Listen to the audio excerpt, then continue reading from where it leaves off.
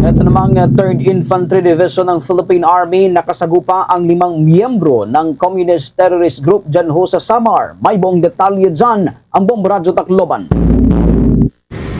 Nagkaroon ng inkwentro ang 3rd Infantry Battalion na laban sa Communist Terrorist Group sa barangay Cagtutuog, San Jorge, Samar.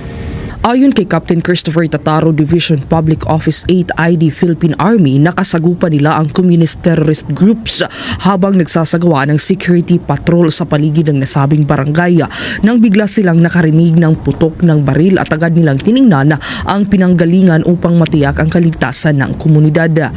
Pagdating nila sa lugar kung saan nagmula ang putok ay nadatnan nila ang 5 miyembro ng CTG kung saan agad silang nagkaroon ng palitan ng putok. Sa gitna ng inkwentro, tumakas ang 5 hinihinalaang CTG kung saan naiwan ng mga ito ang kanilang mga armas. Na-recover din ng mga sundalo ang ilang matataas na kalibre ng baril at mahalagang dokumento. Wala namang nasugatan o nasawi sa panig ng kasundaluhan at agad na nagsagawa ng pursuit operations upang matukoy ang lugar kung saan tumakas ang mga CTG at maiwasan ang kanilang pag-udyok sa publiko na sumama sa kanila. Sa ngayon, patuloy ang security operation ng militar para masiguro ang kaligtasan ng mga residente sa nasabing lugar at gayon din ang karatig barangay. Yung ating pong mga kasundaluhan ay nagsagawa po ng security patrol sa lugar na sakop ng barangay Cagtutuog, San Jorge, Samar. This is in response po sa mga report na mayroon pong mga armadong nagsasagawa ng extortion sa ating pong mga farmers. Yung armadong grupo mayroong pinaputukan. And pagpunta ng doon ng mga sundalo, tinumbok po yung lugar ng direksyon at narinig yung putok.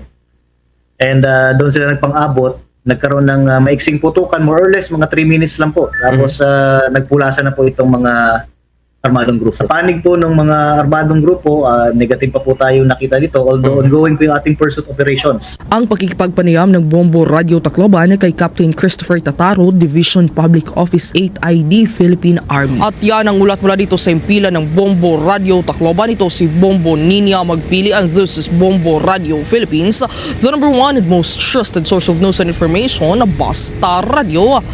Bombo! For the most trusted source of news and information, visit our website at www.bomboradio.com. Follow us on Bombo Radio mobile app, Facebook, YouTube, TikTok, and X, formerly Twitter.